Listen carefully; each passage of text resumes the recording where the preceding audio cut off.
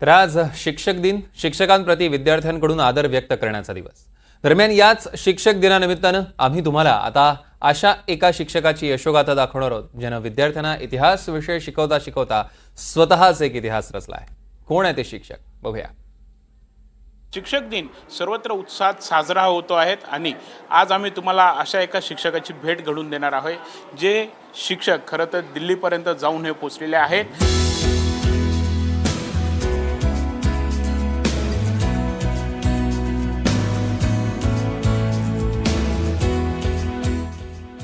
हे आहेत दिंडोरी मतदारसंघाचे शरद पवारांच्या राष्ट्रवादीचे खासदार भास्कर भगरे. भगरेंनी 33 वर्ष शिक्षक म्हणून सेवा केली. निफाड तालुक्यातल्या कन्या विद्यालयात 30 वर्ष त्यांनी शिक्षक म्हणून नोकरी केली. 8वी ते 10वीच्या विद्यार्थ्यांना इतिहास आणि मराठी हे विषय ते शिकवायचे. 33 वर्षापासून या शिक्षण क्षेत्रामध्ये काम केल्यामुळे माझ्या एवढं ते म्हणजे जीवनाचा एक अविभाज्य भाग झाला आहे. आणि जिथं गेल्यानंतर मुलं आणि विशेषतः मुलींच्या हायस्कूलमध्ये मी अनेक वर्षापासून काम केल्यामुळे माझी त्यांच्याबद्दल जे बॉन्डिंग तयार झालेलं आहे आणि त्यामुळे सातत्याने आज जरी खासदार झालो आहे, परंतु मुलांमध्ये जावं, त्यांच्याशी बोलावं, हितगुज करावी, काही चांगल्या गोष्टी त्यांना सांगाव्यात, अडचणी असतील त्या सोडवाव्यात, हा पहिल्यापासूनचा स्वभाव आहे. आजही तोच मला म्हणजे त्याच पद्धतीने वागतो.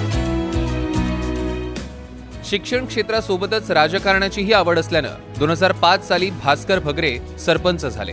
त्यानंतर 2007 ते 2017 या काळात पंचायत समितीचा सदस्य, सभापती, उपसभापती पदावर त्यांनी काम केलं. जिल्हा परिषद सदस्य म्हणून यशस्वी वाटचाल केल्यानंतर पुढे दिंडोरीचे राष्ट्रवादी तालुकाध्यक्ष म्हणूनही त्यांनी काम केलं. 2024ला लोकसभा निवडणुकीची घोषणा झाली आणि अचानक एक दिवस शरद पवारांकडून त्यांना भेटीसाठी निरोप आला. पुढे फक्त तिकीटच मिळालं नाही, तर भाजपच्या केंद्रीय राज्यमंत्री भारती पवारांचा त्यांनी 1 लाखांहून अधिक फरकानं पराभव केला आणि एक शिक्षक थेट खासदार झाला. खरं जर सांगितलं तर आजही सर खासदार आहेत हे खरं वाटत नाही. अजूनही एक स्वप्न पडल्यासारखं वाटतंय.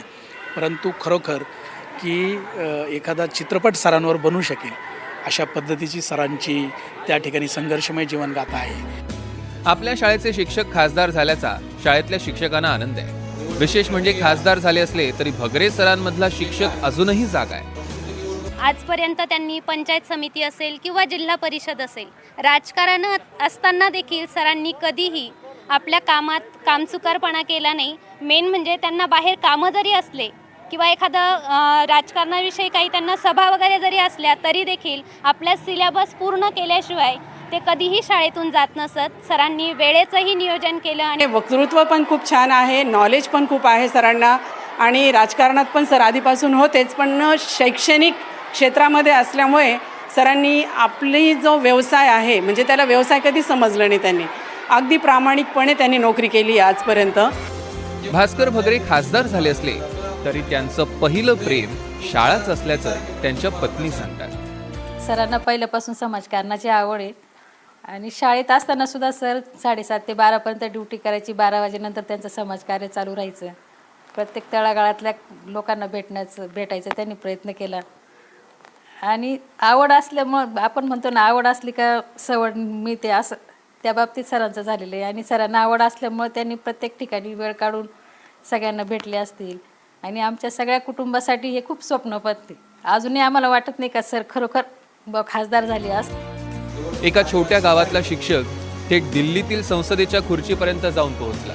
भास्कर भगरेंच्या 33 वर्षांच्या शिक्षक म्हणून अनुभवाचा शैक्षणिक क्षेत्राला फायदा हो आणि मतदारसंघातील नागरिकांचे प्रश्न त्यांच्याकडून सोडवले जावोत अशी अपेक्षा आहे. प्रांजल कुलकर्णी, NDTV मराठी, नाशिक.